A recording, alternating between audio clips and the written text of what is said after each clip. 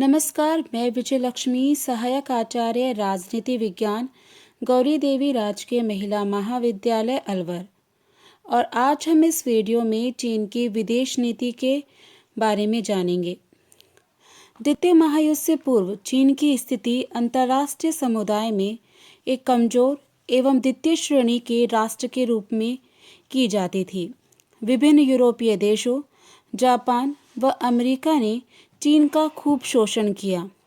इसी कारण चीन को एशिया का रोगी व पूर्व का तरबूज जैसे नामों से पुकारा जाता था। परंतु 1949 में साम्यवादी क्रांति के बाद चीन कुछ ही वर्षों में एक शक्तिशाली राष्ट्र बन गया। 1964 के परमाणु विस्फोट और 1970 के मिसाइल और एटॉमिक मिसाइल के सफल परीक्षण के बाद वह तृतीय महाशक्ति के रूप में गिना जाने लगा। नेपोलियन बोनापार्ट ने चीन के संबंध में एक बार कहा था कि यहाँ एक दैत्य सो रहा है, उसको सोने दो, क्योंकि वह जब जाग उठेगा तो पूरी दुनिया को हिला देगा। और वाकई 1949 के बाद वह दैत्य जाग उठा और उसने सच में दुनिया को हिला दिया। आज वर्तमान में चीन एक सैन्य, आर्थिक और तकनीकी शक्ति के रूप में स्थापित हो चुका है।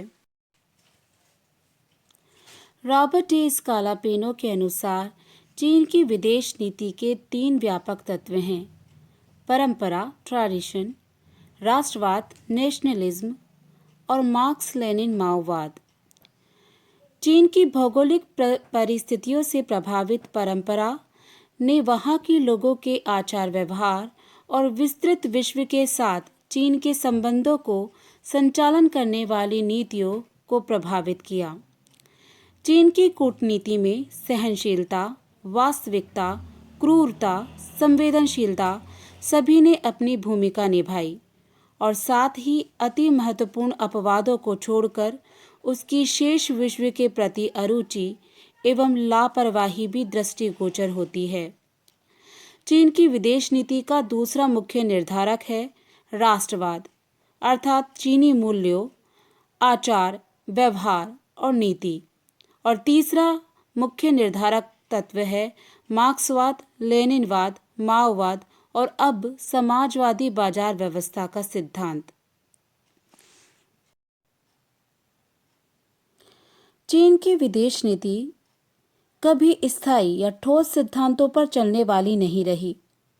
यह समय, परिस्थिति, आवश्यकता, राष्ट्रीय हित और शक्ति संघर्ष के तत्वों द्वारा प्रभावित और परिवर्तित होती रही। नीतिगत स्थायित्व और एकता का अभाव चीन की विदेश नीति की महत्वपूर्ण विशेषता रही। इसके आधार पर मिस्टर थॉपर लिखते हैं कि विश्व के मामलों में चीन निश्चित होते हुए भी अनिश्चित रहा। सांस्कृतिक क्रांति या ऐसे ही परिवर्तनों की तेज प्रतिक्रिया के पहले एक नए ढंग का लचीलापन चीन की नीतियों में रहा, जिसकी आशा नहीं थी। अमेरिका की ओर झुकाव और विश्व के विभिन्न और विशाल स्तर पर देशों के साथ कूटनीतिक संबंधों की स्थापना इसी लचीलेपन की उपज थी। इसके बहुत सारे उदाहरण हमें देखने को मिल सकते हैं।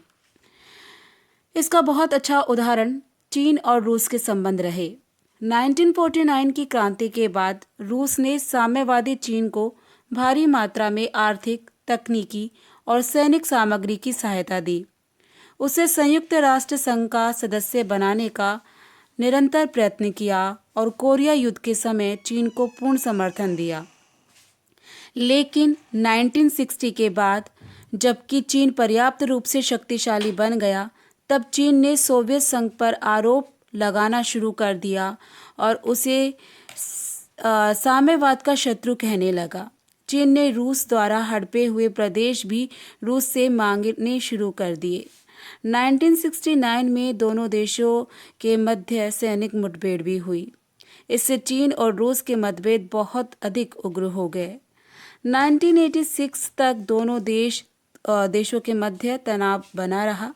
1986 में पुनः दोनों देशों के मध्य संवाद की स्थिति पैदा हुई और गॉर्बाचेव ने अपनी ग्लासनोस्ट और पेरिस्ट्रोइका की नीति के अंतर्गत मई 1989 की शिखर वार्ता में चीन की शर्तों को पूरा किया।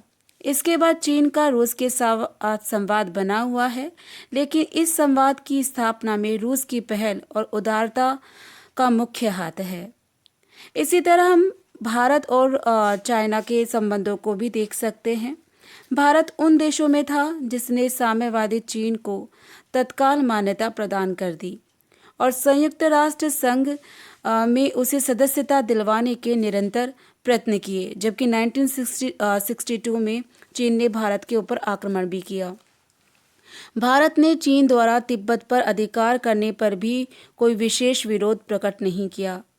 1954 में चीन प्रधानमंत्री चाओ ए लाई ने भारत की यात्रा की और 1959 तक भारत चीन के संबंध इतने मधुर हो गए कि वो एक दूसरे को भाई भाई कहने लगे। 1959 में जब भारत ने तिब्बत के दलाई लामा को शरण दी तो चीन का रवैया भारत के प्रति शत्रुतापूर्ण हो गया। 1962 में भारत पर चीनी आक्रमण के बाद से भारत चीन संबंध बिगड़ गए। 1965 तथा 1971 के भारत पाक युद्धों के समय चीन ने पाकिस्तान का समर्थन किया। 1977 से भारत कहीं पहल पर पुनः भारत चीन संबंधों में परिवर्तन आया और चीन की नीति में भी परिवर्तन आया, लेकिन भारत के विरुद्ध पाकिस्तान को सामरिक सहायता देकर भारत को घेरने की नीति आज भी कायम है। डोकलाम विवाद और भारत की सीमा संबंधी विवादों को लेकर आज भी भारत और चीन में तनातनी बनी हुई है। संयुक्त राज्य अमेरिका के साथ जो चीन के संबंध रहे हैं वो भी इसका एक महत्वपूर्ण उदाहरण के रूप में हमारे सामने आता है। 1971 तक चीन अमेरिका को अपना शत्रु नंबर 1 समझता रहा। दोनों देशों ने अप्रत्यक्ष रूप से कोरिया और हिंद चीन में युद्ध लड़े और एक दूसरे के विरुद्ध जहर उगलते रहे। सीटों की स्थापना का उद्देश्य चीन के संभावित आक्रमण को रोकना था। अमेरिका ने चीन को संयुक्त राष्ट्र संघ का सदस्य नहीं बनने दिया, लेकिन 1971 के बाद चीन के अमेरिका से मित्रता बढ़ाना शुरू कर दिया और दोनों के बीच सामान्य संबंधों की स्थापना हुई। सोवियत संघ के पतन के बाद विश्व में संयुक्त राज्य अमेरिका एकमात्र महाशक्ति रह गई। उसकी नीतियां भी दबावकारी बनने लगी। ऐसी स्थिति में चीन से तनाव आवश्यक था और 1993 से आज तक चीन की अमेरिका के प्रति विदेश नीति मित्रवत संबंधों और एक दूसरे को दबाव में बनाए रखने के अंतर्गत जारी है। हिंद महासागर में चाइना की उपस्थिति को लेकर भी अमेरिका और चाइना में तनातनी बनी हुई है।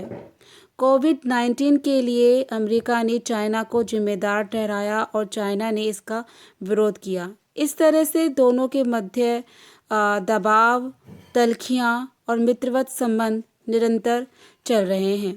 चीन की विदेश नीति इससे ये स्पष्ट हो जाता है कि अस्थिर है और अपने हितों को बनाए रखने के लिए वह अपनी विदेश नीतियों में निरंतर परिवर्तन करता रहता है।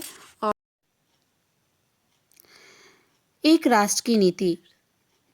राष्ट्रीय अखंडता के संबंध में चीन की नीति स्पष्ट रूप से एक राष्ट्र की नीति है। उसने प्रारंभ से ही हांगकांग और ताइवान को अपना अंग माना।